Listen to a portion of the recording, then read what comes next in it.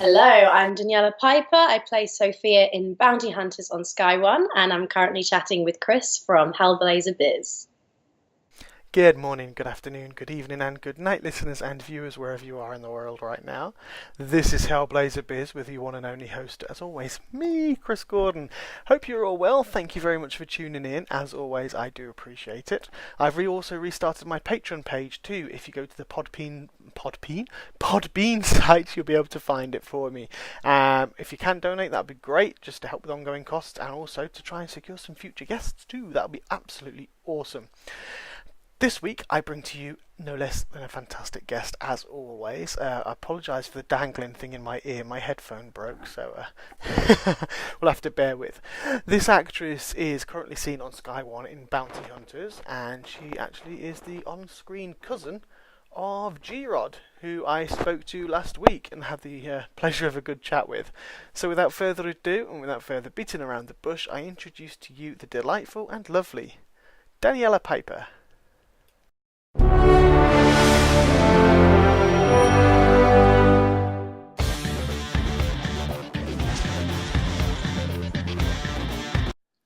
Welcome back, everyone. I have the honour today of being able to talk with Daniella Piper, who is a series regular on the hit show Bounty Hunters, which is on at the moment. So hello again, Daniella. Hello, Chris. How are you doing? I'm good, thank you. I really appreciate you coming on. It's been great. G-Rod recommended you very strongly, so... Oh, that's nice of him. Yeah, he's awesome. So cool, yeah, I'm just really glad to have you on. I've been watching Bounty Hunters, so I'm still not finished it, though, because unfortunately, with patterns of work, I'm about halfway through. Yeah. It's good. I've just finished it myself, so I won't tell you how it ends. Yes, please don't spoil it.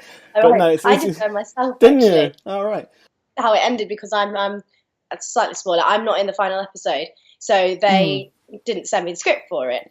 And I was going to ask, because when I read through all of the episodes initially, I was like, oh my God, I need to know what happens. But then I decided against it. I thought I'll be surprised along with everyone else. So I waited patiently, and it was good. It was nice not knowing, actually. So that was enjoyable. Well, yeah, I guess it is probably. I've spoken to quite a few actors who've had that as well, where they've been involved in something, but because they've not been at the very end or the final episode, they didn't know. So they're all like really surprised. They watch it and then they're like, "Oh my God, this really happened!" Yeah, exactly. It's really cool. I think Game of Thrones is one like that because they keep that very, very secretive. Oh God, yeah. To everybody, and Walking Dead. That's cool. Anyway, yes. Sorry, carry on. No, I was gonna say I wouldn't trust myself to know it. Something like Game of Thrones, something where it's so secret. Just I would accidentally spill the beans, I'm sure. So it's probably best I don't tell these things. Yeah, that's probably the same with me as well. I mean, or to be fair, I'm doing this over 2 years. I've been given a few secrets and tidbits and stuff which have made me think, oh, beauty. But then it's like, damn it, I can't tell anyone about it. Yeah, it's a dangerous gift. It is. Although it made me very smug, because there's one case where I was told something and it was well in advance. It was a huge thing. It was I think it was Matt Ryan was on Constantine TV show, and he was making an appearance in another TV show, and he told me well ahead of the announcement, and he was like, and I was like, I had to keep it secret for 4 months. And I was sitting on the edge of my seat going, I want to tell. And then people were like, oh my God, this is amazing. They're all over Twitter. And I was like, yeah, I kind of already knew. Smug. Yeah, you come in like, I knew. Yeah. Nice smug feeling. Anyway, which is not really me, but it was nice to have. I hear you. Cool. I've got some questions prepared just to go through, just about your background, your history in your young history that you've got, and where you've been, and what your plans and what your desires and wishes would be, and okay. and obviously about Bounty Hunters as well. Yeah. So let's kick off. First one is, you are a hard-working young actress. I mean, you've got so much ahead of you. When did you realise that this was the vocation that you wanted in life? Oh goodness. There's a few moments that stick out in my head. The first one is when I was, oh goodness, very young, maybe like 7 or 8, and my dad showed us West Side Story, the film. And I watched that as a kid, and that was my first introduction to what even a musical was. Right. And I was just so captivated by the whole thing. And I think the fact that it has the kind of Latina side, which I am, so that kind of resonated with me. And I just thought, oh my God, that is so cool that they're doing all the singing, acting, and dancing with and the music is it is one of my favorite scores ever. So probably that was a big indicator that I was like, I need to know what this is. I need to get more involved. And then probably took it very seriously as I'm going to set about and do this when I was about 14. And I went on a school trip to see Wicked, which is very cheesy, I know. But I went to see Wicked and I just went, okay, that's it. I'm not going to rest until I'm on that stage. I'm on a stage performing, doing this. And then that was it. But I've always loved acting, singing, dancing. My dad's a piano teacher, so I learned the piano from a very young age. Okay. So I was always very much into music, and then it all kind of stemmed from there, really. So it's always been a big part of my life, and it's excellent. I mean, I used to do drama. I loved it. I love musicals as well. So it's great being able to talk to you. It's someone who's got that love as well. Because I from an early age, I love musicals. I think I went to see Barnum when I was about 8 with Michael Crawford. Not that I can remember it, sadly, because I was too young, and it's so long ago in my history now. But I used to do stage. I was Drake the Butler in Annie for school and things. I absolutely adored it, and I really wish I'd taken it further. I was kind of steered in a different direction, but it was always my passion, and it's the feeling of being on stage, and I think especially musical theatre, it's just amazing. I mean, there's an intimacy I find in musical theatre that, like you say, with West Side Story, because that is one of the most passionate scores going, and I always see myself now, and it's I don't know if it's sad or not, probably is. Whenever I watch a musical, I just picture myself on stage in that role, and and I just sit there, and it's just always there, and I can just see myself, doing that and being on, and it's just amazing. I just love the experience. Yeah, I love it. And it's just play, and it's amazing to get to do that as a profession, and it's essentially just do that. It's just like make believe, but for grown-ups and telling stories, but being able to do it with like a poignancy, I think that you always get in other mediums. Like I love all sorts, like screen and commercials and acting, but musicals is definitely where it started. Just that connection of all the acting and singing and dancing and the fluidity of going in and out is I think it's it is. No, yeah, you're right, because it's everything together, isn't it? Like you say, singing, that everything's just sort of, it all combines in one amazing piece of stage theatre. It's just fantastic. Yeah, it really is good. I just went to see Lion King 2 years ago, and for the 40th, and it was my 40th birthday, and it was just stunning. The visuals and everything, it was just amazing. I mean, I know you've been in pantomime a lot as well, and I've seen that. And that's another fantastic thing. Do you enjoy that? Because I was a pantomime dame, would you believe? Wow. Okay, I can imagine that. That's fantastic. Yeah, I'm in pantomime at the moment. I love pantomime. So I'm doing Beauty and the Beast at the moment. I'm playing Amourette, which is essentially the Belle character. Yeah.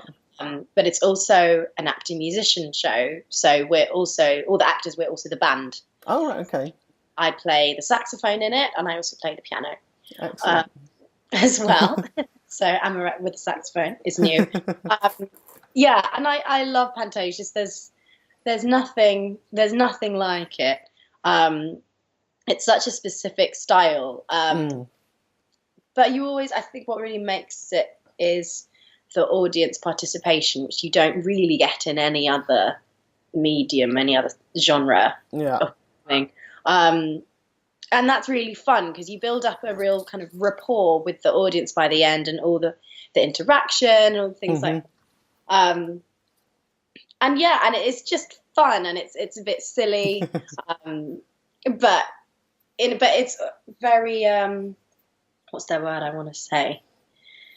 It's actually really, really meticulously planned, even though it's kind of chaotic silliness. Like there's such a method to it, which I love. But yeah, it takes over your life. This is my fifth one in a row now, panto, at Christmas, and yeah, it just completely, because it's intensive. So yeah, it becomes. It takes over everything. Like I had a friend the other day wanting a catch up, and we were chatting, and I'm telling her about panto. She goes, "So other than panto, what's going on?"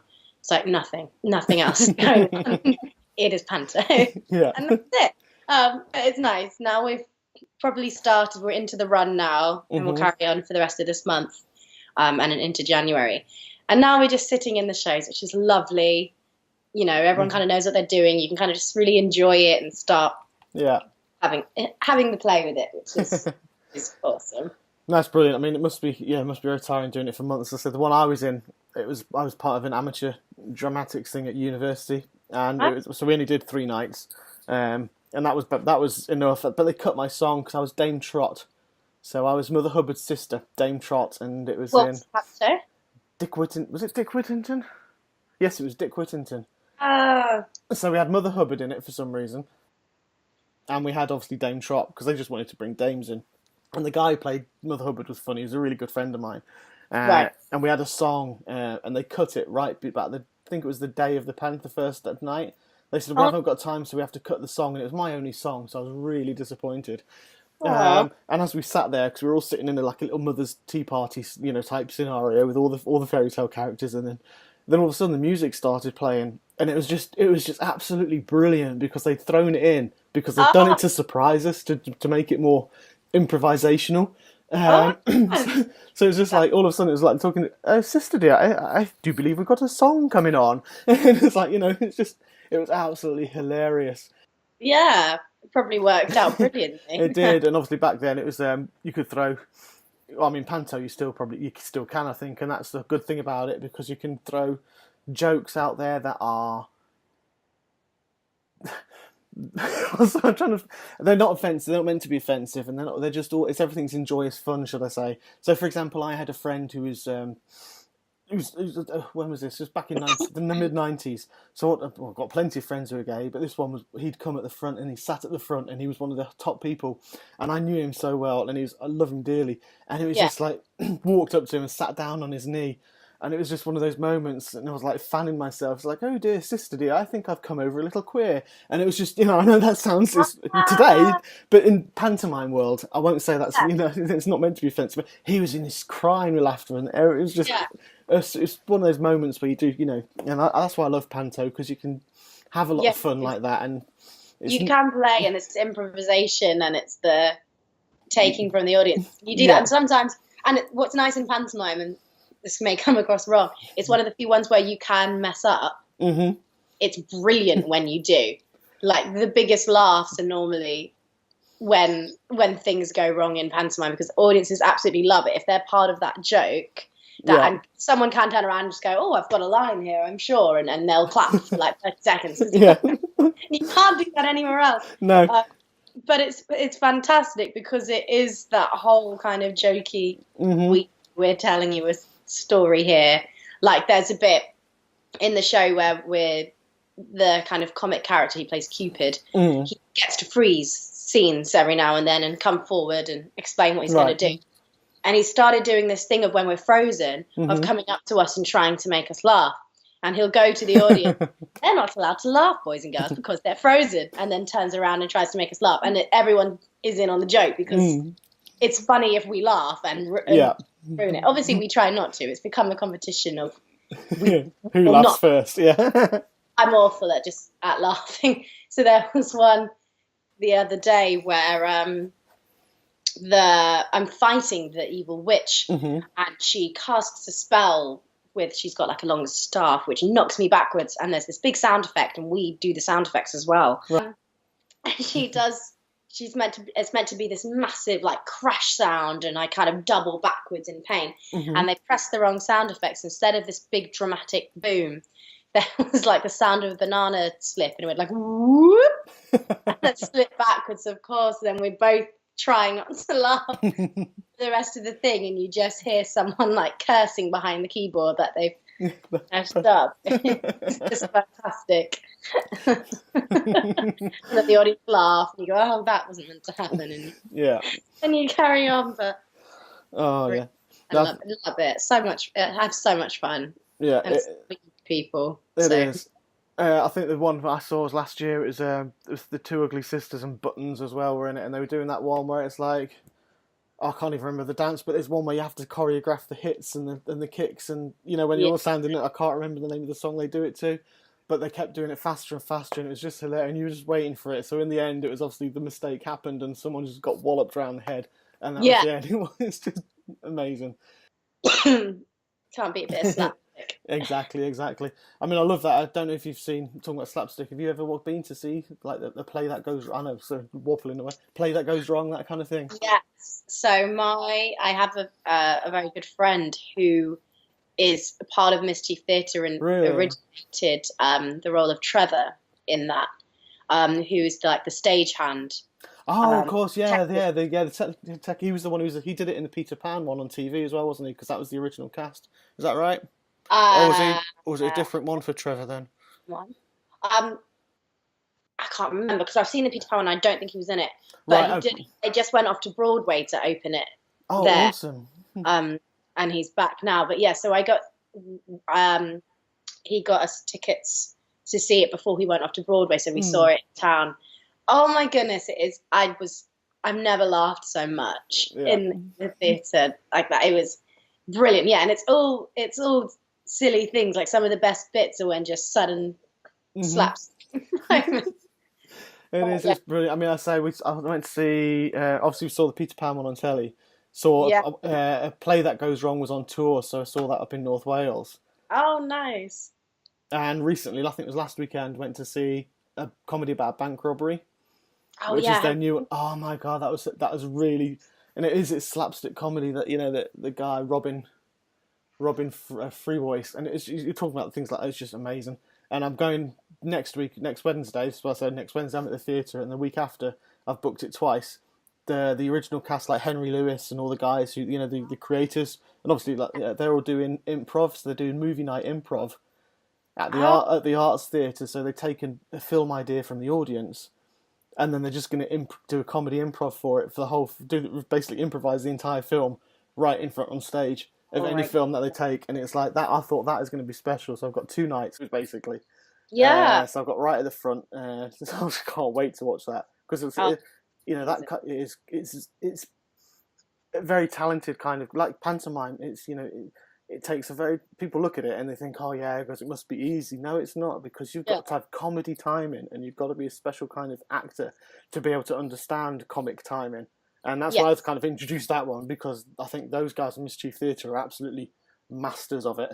Oh my god, yeah, they absolutely nail it. So the reason I know this guy is because I worked with him in a pantomime last year. Right. And he was fantastic just for that reason, just letting things land and letting things sit and being so quick to respond to things, and it's something I envy. But yeah, I think it's brilliant.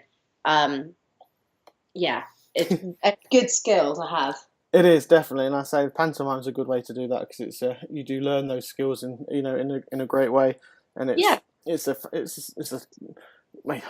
historic tradition, pantomime, so it should be there to stay. Yeah. And you've been Princess Jasmine as well. I noticed. I've seen on your thing you were Princess Jasmine at one point. Yeah, that was the first one. That was the first pantomime I did. Sorry, yeah. When I was in 3rd year at my drama school, I went, and that was the first one. It was right up in the sticks. It was up in Midlands somewhere. Tiny little theatre, but I had the best time because it was just my first professional paid job. And Jasmine was one of my faves. What's really nice about this one in particular as well is, and I've noticed there's kind of a theme now with pantomimes of trying to modernize them but still keep all the traditional elements, things that people love. but in the sense of making the princesses a little more feisty, a little more stronger, Hmm. a little more go and get their own things, which is really nice for me to play, rather than kind of run on and go, oh no, and then run off and that's it. So, Yeah. but especially in this one, the director was brilliant in going, I don't want her to be simpering in any way. I want her to be a real go-getter and just Hmm. kind of sort through her things. And that's been really lovely. And I've kind of seen that as a trend. And, Yeah. and I love that, because it's, you can still keep the silliness and all the favorite things that people love about Panto, but just kind of update. Yeah, update it and make it more modern and provide Yeah, a stronger female role model. yeah, exactly. I know as a kid, I would love to see the pantomimes that have been in now and that Mm. are going around at the moment. Yeah, Yeah, love. I think that's a generic thing as well, though, which is about time and it's overdue. Is the fact that there's still a long way to go, but I think in a lot of Yeah, films and TV shows, we're seeing a lot more female empowerment and strong female lead characters and stuff coming through, and it's great. I mean, Doctor Who's a prime example. You know, yeah, those people criticise. I laughed my head off because I speaking to someone. It was like Rekha Sharma. She's on Star Trek, and then they got the Discovery one, and they got a lot of stick for the racial side of things. And I was like, seriously. And the female captains, I was like, right, you're talking about a science fiction show set in space in the future. I said, you've got alien species on the deck. People aren't querying the fact that you've got a no, Klingon or a Vulcan on there. They're querying the fact that you've got a female officer who's hereditary comes from Pakistan or in India. That's what you're querying. What not the fact that you've got a Vulcan or a Klingon, but no, you can't have a can't female. handle that section. You can't have a female lead who's got a background that's racially non-white. She loved it. She was great. She just thought it was a brilliant comment. I was just like, but I love seeing that, and Yeah, and there is a lot long. There's far long to go. I think there's a lot of stigma still in Hollywood that needs to be lifted on that. yeah, But absolutely. it's getting there. It's getting there, and I think there's a lot of people are pushing forward. There's a lot more films and like I just said, films and shows and stuff coming out more where females, got a lot stronger female leads in. Yeah, and I think what will be good is when we get to the stage where people are hired to do a role, no matter where they're from or whatever it is, any ethnicity, any disability, whatever. And the reason they get the role isn't because of that, and that's Yeah. not made a point of in the part. They just play the part, and they Mhm. happen to be from wherever, or happen to be that gender, or whatever it is. Like that's, I feel like when we achieve, that's when it's gonna feel a bit more equal, and they just are, and it's irrelevant. And everyone just gets on with it. Well, yeah, exactly. It's an actor. You basically you're an actor, so it doesn't matter. Yeah, like you say, what gender or anything you are. If you're good for a role, then you make the characters for that role, and you work it around and rewrite it. Obviously, there's some roles which will be, I think, probably written specifically for certain people in mind and things like that, Yeah, which is fair enough. But they need to. Yeah, you're right. The more open it can be, and the more, like you say, we've got a female Doctor Who now, which is absolutely fantastic, and I think she's going to do an amazing job. She's a great actress. yeah, Who cares what gender she is? The fact is, it's Doctor Who still. It's not changed the ethos. It's not changed anything about the show. yeah, It's yeah. That's just the thing, because people complain, going, "Oh, well, it's because it's meant to be for a male role. There should just be Why can't she just be in another show about a female role?" And I go, "Well, if there was a female equivalent of Doctor Who, brilliant, then we'd have it. But the point is, the roles don't exist. Mhm. So we have to commentate the male ones because Exactly. there aren't ones for females. So write more for females, which is luckily beginning to happen. Yeah. And there's still plenty of roles for everyone. More stuff to happen. So Exactly. I mean, no one actually specified. Again, like the Star Trek thing, no one specified Doctor Who was supposed to be a male role. He's a time traveling person from Gallifrey who can switch into any body he likes in the universe. Exactly. So why can't he be female? Yeah. Or Well, sorry, like why can't she be female? Yeah. And it's like Harry Potter from the Cursed Child when they cast Hermione and they had a woman who was black and everyone lost their mind. And it doesn't affect the plot in No. any way. Who cares? Who can really, like, it's very strange to me. Well, it is. It's like, it's when this world can get past looking past someone's colour or the gender, it's going to be a really great place to look. Because Right. I kind of, there's this philosophy that I kind of hold. It's like when I talk to someone, it's like, I don't give a damn. Yeah. I really don't get it. It's like, if you're a nice person, you're a nice person. If you're a nasty person, you're a nasty person. And Exactly. I won't like you because you're a nasty person. I won't, I'm not going to not like you because of anything else. And my rule of thumb is about being offended by other people is that, are they harming me? Are they harming themselves? Are they harming others? Mm-hmm. If it's no to all three, then you just don't care. Then just let them get on with what to do, because it doesn't affect your life. It's like things like some brilliant thing when they're talking about Australia recently legalizing gay marriage, and this whole, oh, what do you think? And people were like, I don't care. And that's not like, it doesn't affect me. Yeah.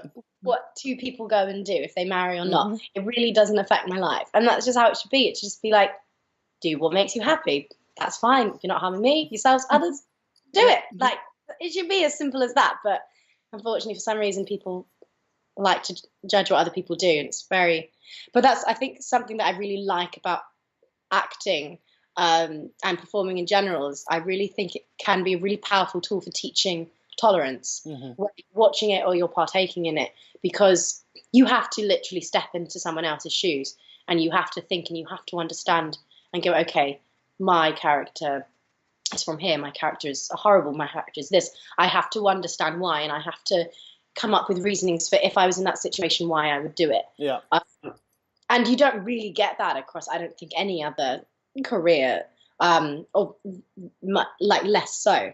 And then the same thing when you watch something, you can talk about really powerful, dark, or important issues in a way that isn't preachy, that isn't obvious or judgmental in what it's doing. It's just enough to get people to think and to watch something from a very unbiased view. I think it's fantastic when theatre, TV, film can make you walk away and really go, I've never thought about it like that. I've never questioned it, and now I am. Like, that is what is fantastic about what we do, is it teaches people to think about other lives other than their own, and hopefully have a tolerance to them. This is what we need. It is very well put, and you are right, and that's why I think a lot of people look up to actors, because obviously you see them on screen and that you are role models to people, because the things that you are in, people do take to heart and they do take away and they do learn from that. Sadly, not everyone. There's always going to be a minority of people. I still consider the human race as a virus on the planet, in majority. But I won't go into that because I'll be here for 3 hours on my soapbox. But yeah, but it's a very good way. Acting is a very good way to portray that, and I'll say some of the roles that are out there, and the roles that are going to be coming on, and the films. There are some great important themes, like you say, being pushed across. I think a fantastic film I've seen recently, which really a satirical look on how things. It was Get Out. I don't know if you've seen that. I loved that film so much, and it wasn't so much an underlying theme. It was a theme. It was in your face. This is how it can be. This is how it can actually be. Shake things up, and it was just like, it was brilliant. And I thought that was I actually came away from that thing because, and I learned from that because I thought, wow, that really is how it is out there. In some, obviously not as extreme as that, in what happened, but the treatment of it, I think, it is very, very true. And it was like, that's. I watched Hidden Figures recently. I've not seen that one yet.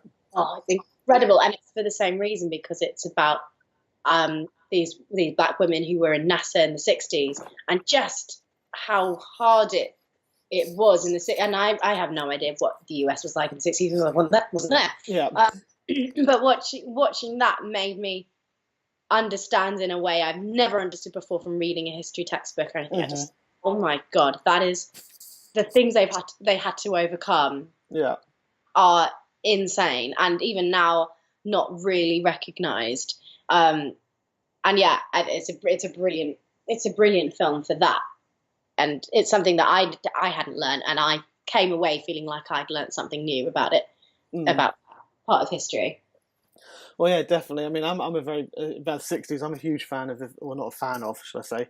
I studied the Vietnam War and things like that as well as one of my little hobbies. I've got Vietnam veteran friends, and I Wow. think and that's a great place to study for social progression because a lot of the novels and films that you read, obviously the proportion of the amount of young Black Americans who were sent out there, and obviously again, and at the time when racism was high, but every novel I've read and all this, the guys I've actually interviewed. Do you know We Were Soldiers? Have you ever seen We Were Soldiers?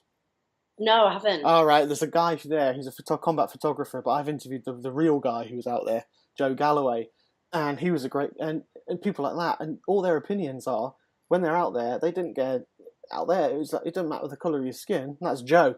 That's Dave. That's who. Yeah. That's what, and they actually express so much shock coming back to the States and seeing the fact that when they're walking back, arms around each other, they're coming, two soldiers coming back, black and white, and then Yeah. the hatred still poured against the guy who was black, and they're like, "This guy saved my life 3 times," Yeah. and that's a really great bit of social progression because they're thrown into a situation and they didn't give a damn if you're Puerto Rican, if you're black or it was just. Yeah. And that's how I think that's probably helped start a lot of things as well because there's a lot of social. Yeah. Social reform around that time. That's fascinating. It was for me. It was because I was like, well, you got them 3,000 miles away, and Yeah. there was still racial tension there. There was, but the majority of it had gone because they were just bundled in together. Yeah. And it's a great progression. There's a very good song from Rodgers and Hammerstein's musical South Pacific, because there's a lot of kind of racial themes in that. But obviously at the time that they wrote it, it was still it still is, but not worse so racial problem. Yeah, back then it was definitely. Yeah, and there's a song in it called "You've Got to Be Carefully Taught," Mm-hmm. and the whole idea that you have to be raised, you have to be taught these prejudices because we aren't inherently born racist. It's you have to be taught, and there was a lot of backlash at the time when they wrote that song and people saying take that song out, which I find so interesting because it's obviously a sensitive point where people didn't want to admit that it was true, that it was right. It's quite a daring song to write at the time, but I think I think that's very interesting from a social point of view, like taking the musical in, putting it in the context of the time it was written, and it's true. Definitely. You have to be taught those things. You do, because you're not born, your baby's born so innocent, and you're right, whatever they come up to be and they grow up to be, that's what they're taught and that's what they learn into, and it's quite sad, really. Very sad, should I say, not just quite sad. Yeah. Yeah. So, yeah. A lot of things are progressing slowly but sure. They are, and it's good to see the progression that's going on. For sure. Cool. Is there anyone, moving back onto the film type things, because I told you I'll ramble away, so it's fine. Yeah. We have good old chats, it's great. Are there anyone you'd really like to work with, actor-wise, actress-wise, who you'd love to be able to work with? It's a hard question because I know there's probably loads. So many people. I've got people flashing through my mind right now. A handful. Like I think David Badella is awesome. I saw him recently. He did In the Heights when it was on. Another musical I'm obsessed with. Still hard that I never got to be in it. I think he's absolutely brilliant at what he does, and one of those few actors that are really you can feel very comfortable watching them because it's a complete trust that they are in their element and they're in control and they know what they're doing, and if you know what I mean, really sit comfortably and watch. Julie Atherton, I saw her, she did The Hired Man, and I just thought it was fantastic, and I've seen her in a few bits and bobs since. Okay. So she's hilarious. Oh goodness. I could go on. The list could go on.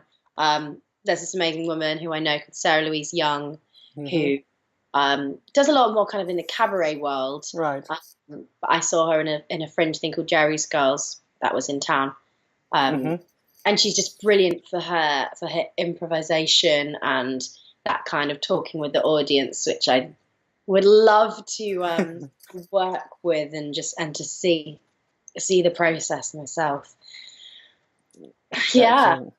Fair enough. No, that's cool. That's enough. Don't worry. I won't keep you. I won't put you in a. Yeah, no, that's great. It's always great when you've got sort of people you can inspire you as well to work with and see. And like you say, there are people who are out there just so comfortable when they're in the roles, and it's you just sit back. I've got to say again, I mentioned it before. Matt Ryan, he's a Constantine, but he's a Shakespearean, he's an RSC actor as well. Right. And I saw him in September on stage for the first time in Knives in Hens. It was on at the Donmar Theatre on a short run, and that's an intense play. That's very intense, and it deals with a lot of social constructs and everything. But seeing him, and there was another Christian. Oh God, I can't remember his name. Christian, but they were very, there was only 3 of them for the 2-hour play, and it was intense. But they were just so, I'd say, comfortable in the roles that they were doing. It was a joy to actually watch and see the chemistry and there's very few and far between. I feel real actors where you can just completely sit in the knowledge that they're gonna be amazing and you can just enjoy it. Yeah. There's one that really sticks in my head as well, and I've forgotten his name now. He was the engineer in Miss Saigon when it came back recently, right, in town a couple of years ago, and he played the engineer. Oh no, Manila, somewhere else he'd already done it, and he came and did it here, and he was just. You are in the palm of someone else's hand. Like, that's how I felt. It was just completely jaw open, not stop watching. He was just so in control. Like the most amazing performance I've seen. Just he could do no wrong in my eyes, and it was just as you said, it's just a joy to just sit there knowing, completely comfortable knowing they're just going to be amazing and. They're so into the moment that you're just like, what? It's wonderful. It is. When it happens. It is. It is a great thing, and again, I think theatre screen's great for that. But I think theatre it's because it's much more an intimate type of thing. You do feel so much. I love my TV and I love my film, but I actually adore theatre because I love the intimacy you get with the people on stage. And when I was on stage 20 odd years ago, I loved that intimacy from being on stage with the people. And that's what I kind of miss. And I'm trying to get back there. Well, the different thing. Yeah, that's my first love, and that's definitely what I'd love to do as much of as I can. Theatre with the intimacy, but I also like TV and like Bounty Hunters I did this year. It's a completely different beast. So it's one completely different reasons because you get. All the production, and you get so many different teams putting it together, which is really cool to watch and witness. Actually, you're definitely sorry. I had to cut you off then. No, it's fine. So moving on to Bounty Hunters. Then, I mean, one thing you're fluent in Spanish as well, because you've got that Colombian descent that you've got to come from, which is awesome. Do you think that helped get the role of Sofia? Because obviously they're Latin American as well, so. Definitely. So my mum's Colombian, my dad is English. I grew up here, but Spanish was my first language. Okay. And all my family live over in Colombia. I mean, I could go on about Colombia forever. It's like my home. It's my home from home, and the culture and the people. It's amazing. It's a beautiful, beautiful place. And it's interesting growing up in the UK because in the US there are a lot of Latin American actors, but it really a lot less here. Other than my sister, who also is an actor. I don't know personally any UK Latin actors. So every now and then I'll get auditions from my agent, and there'll be something where they need someone Latin American, and a lot of the time it can be quite stereotypical. Poor girl from a big family who's feisty, and you kind of just, and you go, yeah. And then I got the script through for Bounty Hunters, and I was so excited because I went, oh my God, they're Latin American, they're Puerto Rican family, but it's not all about that, and it's Yeah. not all stereotypical things. I was like, this is actually these read like scenes I would have with my family, with my Yeah. and cousins. So it was lovely for me going into the audition and going, I really get this. Like, I can go into this audition and go, this is how I would do it. This is how I see it. Yeah. So yeah, that felt like a real, I think that really helped me get it, because I related to it very well, which is a credit to the writing. Yeah, so I was very excited. Fantastic. So obviously that was how did it feel when you actually did land the role? Obviously, you just mentioned that you were very excited to get that. So Yeah, it was crazy. It was ironically one of the easiest auditions I've had. Right. Because I'm used to having auditions, especially in theatre. You get recalls and recalls and recalls, and these things can span out a long time. Whereas this was kind of just like a one audition thing. Very chilled. They were really lovely. We just had a little play with the scenes. Filmed it a bit, and that was it. Didn't hear for a while, and I went, oh, okay, I didn't get that one. Yeah. And then I got a call from my agent going, okay, you've been penciled, which means that they're kind of holding you. They're interested. It's not a confirmation. So I went, okay, that's cool. I didn't, I thought they'd want to see me again or anything, but that's great news. Yeah. And then I got a call again from my agent a week later going, so I wouldn't normally tell you this, when there's not an official offer on the table, but they have called me multiple times saying they really like you and they want you. Awesome. So I went, okay, so have I got it? She was like, let's just wait a bit longer and see. Yeah. So then I spent a week in agony going, please, have I got this or not? And I finally got a call again from my agent going, yeah, you've got it. And it was so, it was incredible, because I've not done TV before. I've done little student films, little bits of commercials, online things, but nothing of this scale. So it was just something completely unknown to me, and a bit overwhelming for my little head.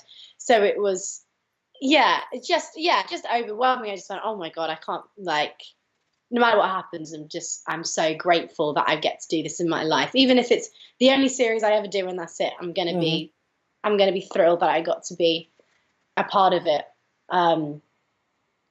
It's cheesy actually, because I'll tell you a little story about when I was about 14 or 15 for a couple of open auditions, right, for a couple of films, and I got quite far in them, but didn't get them. And one of them was Harry Potter, the sixth one, and it was for Lavender Brown, who is Ron's girlfriend. There's like the crazy girlfriend, like the sixth. And I got really far. I got to the final 6 or something, or 7. Wow. Yeah. I didn't get it. And I remember, this is what was impressive to me in my 14-year-old head. I got driven to the studios with my mum for the final audition and met David Yates and then did some stuff. But I remember talking to the driver on the way, and I was like, so this is cool. You get driven. He was like, yeah, if you got the part, that's what we do, which I do a lot of film and TV. You get driven, there and back.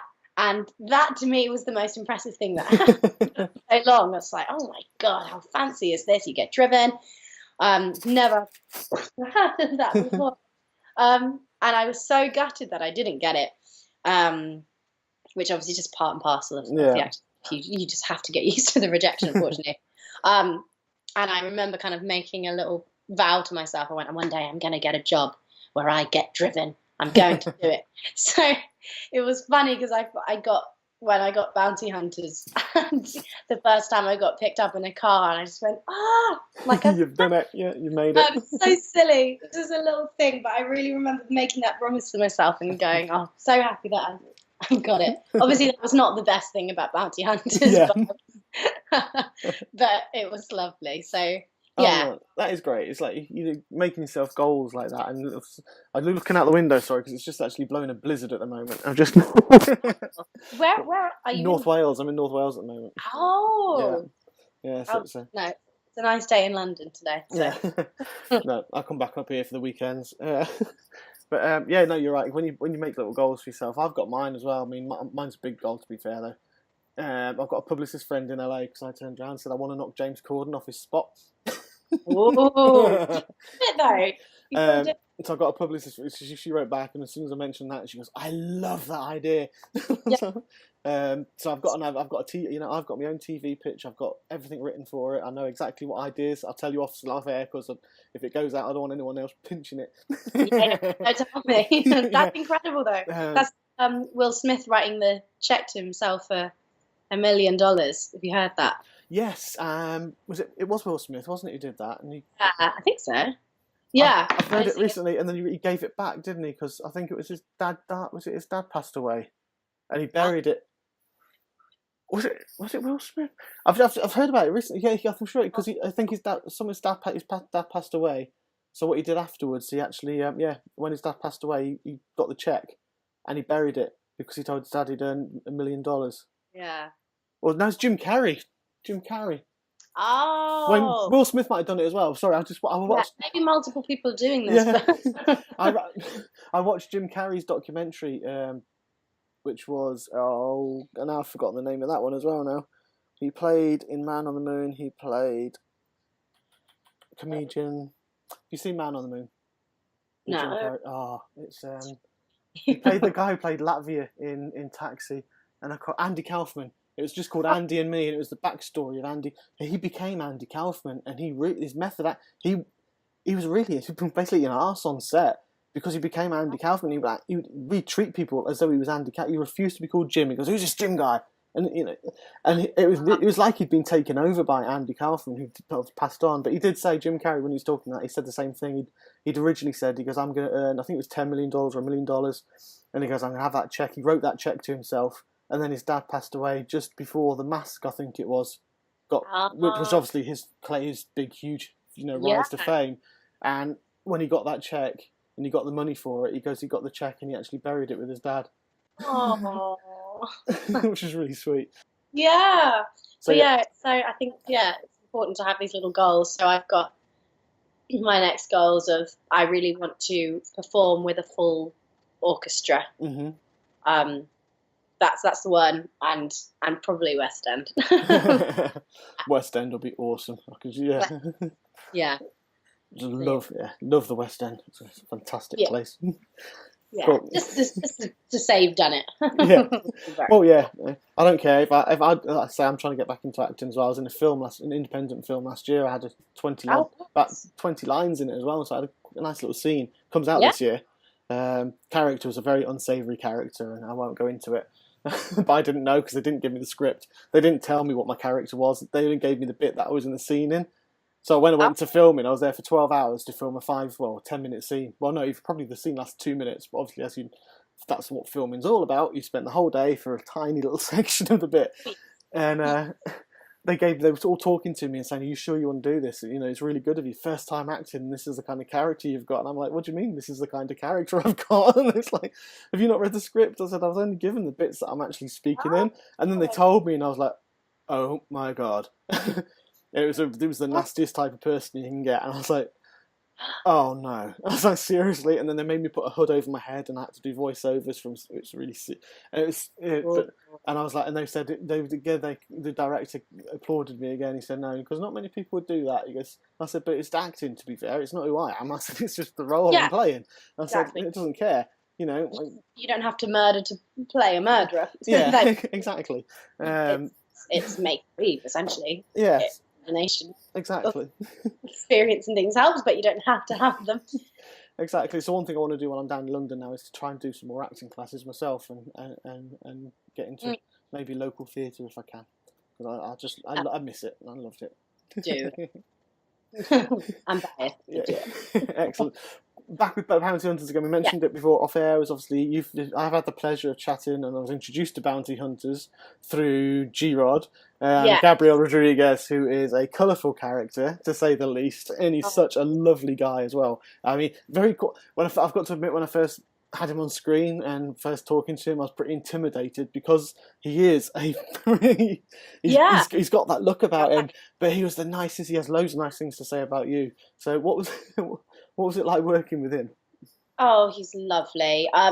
He was the first person I kind of worked with really on set. So it's funny. The first scene I had to do is at the end of the second episode, and it's quite a dramatic scene, and it's with a lot of the actors. So it's with Rosie, Perez, it's with Jack, it's with Charity, and with G-Rod, and it was mildly terrifying because I'd not really met any of them before, and I had to immediately come on and yell at them all to shut up, and quite terrifying.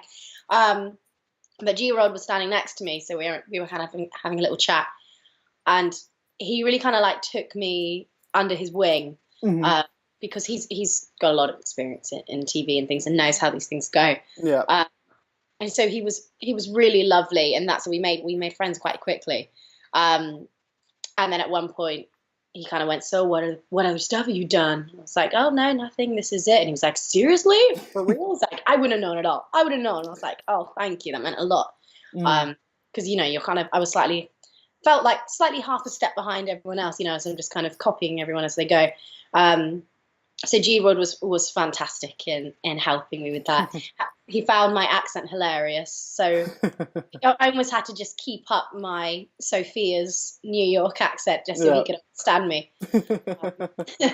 But yeah, so he was a lot of fun to work with and have around, and we have quite a lot of scenes together. So we just ended up having a lot of time together, a lot of scenes together, and yeah, it's hilarious. So he kept me entertained and really helped me through it all. Brilliant. Yeah, he was very entertaining, definitely. And he was actually he was very nice because he turned around and he said at the end of it, the compliment. He's very complimentary as well. You are right, because I mean, even for me, because I'm always nervous about talking to actors like yourself on here, and sometimes it doesn't show. But it's I'm always very conscious and.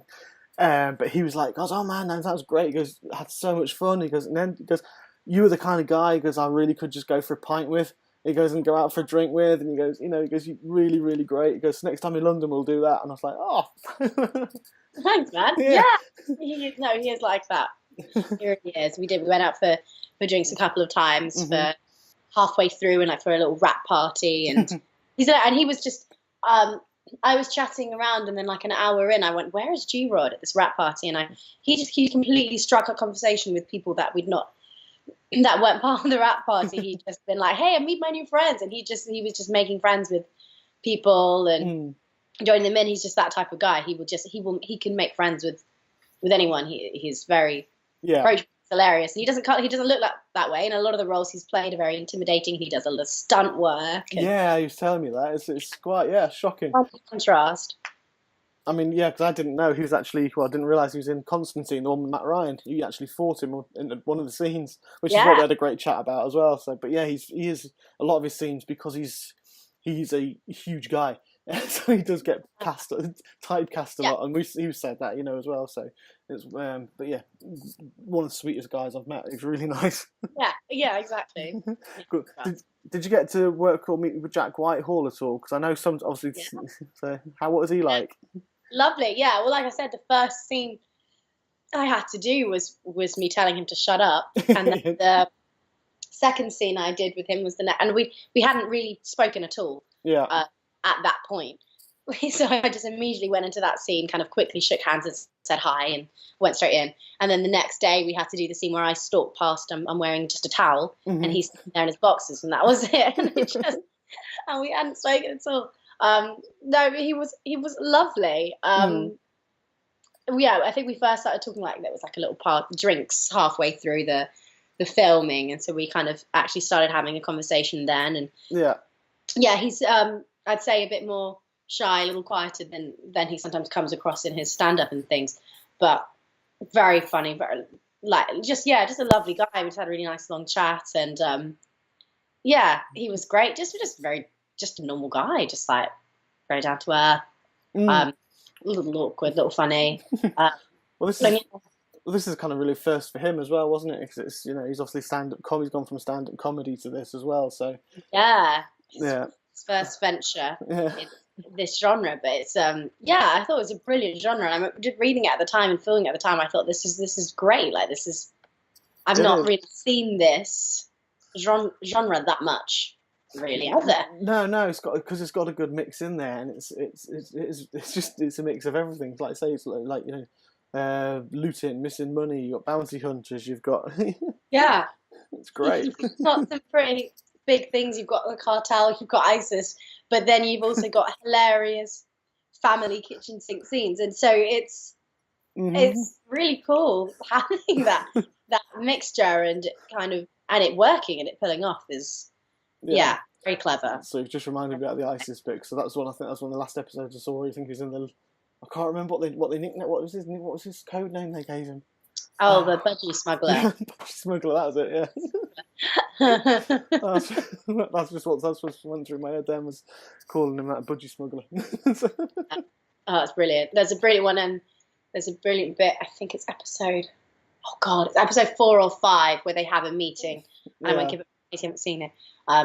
With ISIS and the cartel, and they kind of have one kind of a group meeting. The place that Jack's character Barnaby picks for them to have the meeting is brilliant, because he thought it was a pub, but it turns out it's become a club since he was last there, and it's a themed 80s night. So he brings all these like heavy henchmen from the cartel and ISIS into this little like party booth, and they have this very serious meeting, and there's shotguns. Yeah, and it's just brilliant. I was laughing out loud reading it through the script, and I just thought, what a mixture of things to have in a scene, and it's fantastic. It's hilarious. It's so funny. Yeah, it is. It's brilliant, and again, it's got some great timing in there and some great script writing as well. Because that's something a lot of people forget. It's there's a lot of the people behind the scenes, a lot of the writers. The writers got to get a lot of credit for how they write things as well. It's just well, that's what's really cool for me to witness as well. Having not done a lot of TV before, was shooting the scenes and just seeing how it works, and then coming back and watching it and seeing how cleverly they've edited things back together, how they've soundtracked it, how those elements that you don't think of, and going, wow, that's brilliant how they've put that together and all and edited it all and just made it one big piece. Is really really interesting to watch, having filmed it and then seeing how it gets put together. Yeah, in the final project. It is. There's so much involvement in it, and it's great because you can do film at the end before the beginning, and it's you don't sit in order either. You sit by location.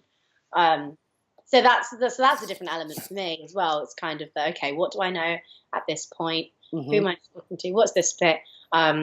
You shoot those little bits in isolation, and you've got departments for absolutely everything. Everything it's very meticulously planned. Everything is thought of. So it's interesting for an actor. You kind of literally you get put there, stand there, do your things, and go, and do it, and then forget about it, and then go and do the next scene, and you never hear that scene again. So you kind of come back going, oh my goodness, how did that go? I'm used to theatre where you spend weeks rehearsing these things, whereas TV, it runs a lot faster. But it was quite exciting for that, because in a way sometimes you can bog yourself down in prep and context, and sometimes it's just play with the other actors and just see like naturally, I hate this word, but organically what happens when you perform it, when you act it, and see what works, and then you get direction from your lovely director, and then you work with the other actors and you go, oh, actually the way you say that makes me now want to react this way. And so that was a new skill set for me, which was really fun. And then seeing how that gets put on at the end, that final project was awesome. No, I was just thinking then as well, because it's true, because I did that little indie film, my own, hopefully it's not my only thing that I've ever going to be doing. But I've related that to exactly the same thing, because in theatre, when I used to do the theatre, because I did Shakespeare and everything, all amateur stuff. It's not nothing like yourself when you're going out there. But I was actually 5 characters in the Macbeth in one time. Oh wow! Yeah, that was a cracking moment, because I was playing one of the lords. When the lords are all deliberating and they're all plotting, I think, against, and they're all standing. We had to stand. We had to do that. There was a whole school, so we had all the kids in schools, and we stood in the middle, and we had pipes, tobacco pipes, and it was a really serious soliloquy that I was doing. And as I Yeah. talked, I bit on the pipe, and this bit of tobacco just slow motion flew out of the pipe, landed Oh. on the foot, and all these kids, like, they're all like GCSE age, so you can, they're sniggering away, and I'm just like, right, okay, and I was just like, trying not to. I was like, face, because I'm a giggler, and I was watched it. I was just watching. I think that's probably what laughing at, because my eyes just went. Followed this piece of tobacco down, so I was trying to compose myself. But yeah, it was great. Oh, amazing. But compared to the film last year, because it was like the amount of time I was worried I didn't learn my lines. I wouldn't learn my lines, wouldn't. But by the time we'd gone over it 25 times for a 3-minute scene, because they're filming from this angle, then they've got to film it from this angle, then this angle. That's the break while they set it up again. And it took, I think it took about an hour and a half, 2 hours, and the scene is literally going to be 2 minutes long. Yeah, absolutely. Yeah, that's when I was shooting things. So it's a completely different ball game. But yeah, I had the giggles at one point. Probably won't get in trouble saying this. For one of the episodes where both the mothers come back, so that's Sophie Thompson and Olga. Yeah. Both come back. They've been rescued, and I run up and hug them, and we have a chat whilst Rosie, Jack, Charity, and Christian Ochoa, who plays Angel in it, have a chat. And it was literally just to run and hug them. But those two together were the naughtiest little pair. They would just giggle, and they were so funny. They were both absolutely brilliant at their roles. So they were, slightly ad-libbing of what happened. So I'm running up and coming to hugging them, going, "Are you okay? What happened?" And they're going, "They did this, and then they did that," and then making up these things. And I just kept laughing because they were so funny and they were so earnest, but just slightly being silly, going, "Would you believe? I know, I didn't believe it either." And I was just like, "Oh, please stop," because I'm in shock. You're making me laugh. So I had to kind of pretend my laughing was my incredulous, happy relief that they were back. And I was like, I don't know if I got away with that one. But it did very cleverly, so you don't really catch me laughing too much. But they were hilarious. But they were those two are brilliant. They've got great chemistry. They're great on screen. I've watching them because they always make me giggle and chuckle away when I'm watching them. It's great. They became great friends by the end and you can see why they're both lovely. Yeah. They were so lovely. Sophie is just this very soft-spoken, wonderful English woman who was very interested in everything you have to say. And she's like, "Really? Wow!" Like everything you said. Yeah. And Olga has done so much over in the States. She originated the role of Abuela from In the Heights, which is the musical written by Lin-Manuel Miranda, who's done Hamilton and things now. And I just had the biggest talent crush immediately as soon as I discovered this. She was just so casual about it. We were just coming home one day from set. Yeah. And I said, "Oh, are you coming out with us tonight for drinks?" She was like, No, I'm meeting a friend who's here at the moment. I was like, "Oh yeah." It's like, "Yeah, he's just filming Lin-Manuel Miranda. Do you know him?" I was like, "Do I know him?" "Yes, I know him." I'll go, "What are you talking about?" And then she was like, yeah, I was in the Heights with him. And I lost my little mind. I was trying so hard to keep my cool around all these incredible actors throughout the whole time. But then as soon as she did that, I lost my shit. I'm sorry for the language, but it was just so cool. And but they're just so wonderful and chatty and have no airs and graces. They just love their jobs. Yeah. I was very lucky with the people I was working with. Were all like that. We're all brilliant. That's brilliant. That is really cool. I know what you mentioned. I met one of these publicist friends I've got. I told you that one of them was over in London a few weeks back. And the one I talked to, the one I'm friends with, is like, you've got to meet up. So that's when I was at that Ham Yard Hotel. And I've got to say, I completely had envy as well, because we sat there and we were talking in a room. And as we were just chatting away, first of all, she said, Gerard Butler's in this hotel as well. That's why there's a whole crowd, because he's about to go to the premiere. I was like, why did you bring me up here? You could have left me down there, Gerard Butler. But then we were talking about the thing, and she was talking, I've mentioned about, can't remember what the conversation was about. We've got Carl Urban we're talking about Carl, Carl Urban. Yeah. Yeah, and we talked about him, and I said, I'd love to have him on my show one day. He's one of my favourites. She goes, I might be able to, I'll see if that can happen. She goes, he's going out with my good friend Katie, and that's when the penny drops, like, Katie Sackhoff, as in, and I was like, and she goes, yeah, she's a really good friend of mine. And, when people name drop like that, and you're just like... Oh, yeah, it's so about it. Yeah. Absolutely amazing, absolutely amazing. I'm going to wrap this up, because I know it's gone a long time. I've just looked at the time, and then I got, oh wow. I've got the final question. It's a jokey type question, and I've asked it to everyone. The reason being is because last year a gentleman was on my show called Mike Quinn, who has been worked with Jim Henson and Muppets for 30 years. He was also Nine Numb in Star Wars, the monkey guy. Looked like a monkey. Yes, and then the question came up with him in it, and because of that, I thought, you know what, that's such a good question. I'm going to try and ask every single. I've asked Clayne Crawford, who plays Riggs in the Lethal Weapon series. He actually, he got asked this, and he actually came back with impressions as well, which was great. Okay. So here we go. Yeah. If you could have a Muppet character created for you, or what kind of character would it be? It can either be an existing one, or a made-up one, or a mix of them all. Oh my god. That's so tough. Okay. See, that's tough. I'm like, do I want one like human? I think that might need to be an animal. I think me as a Muppet would probably be like an excitable little yappy animal of a sort. Yeah, that would have to be annoyingly singing and dancing all the time and just interrupt things. So I think like what I do in life is every time someone says something that's vaguely recognizable as a song lyric accidentally, I will then launch into that song. So I think that's what my Muppet character would do, would just constantly interrupt people with song versions of what they've just said. Yeah, I think it needs to be like a happy, yappy little fluffy dog that would run up and down and just interrupt people with musical references all the time. Fair enough.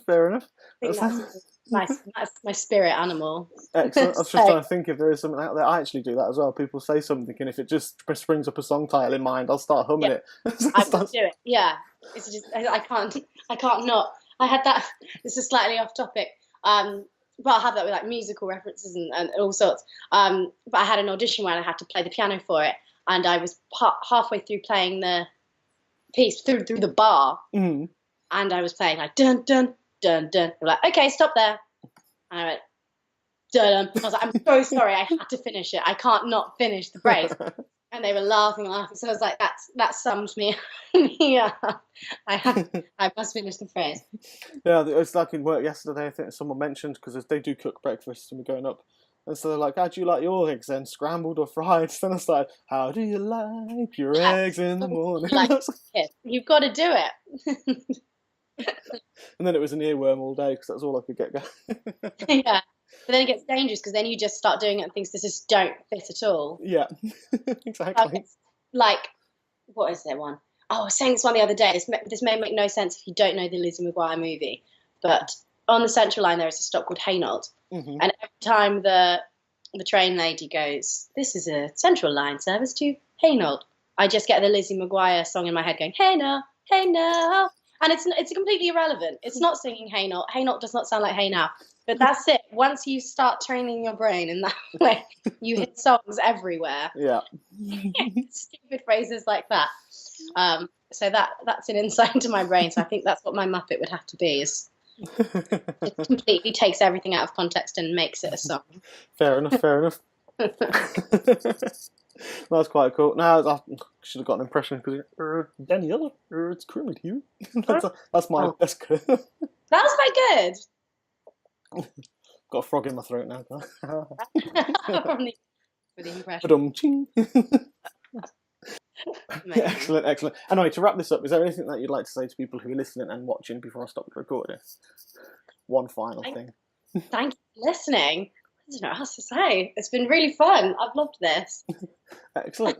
Thank you.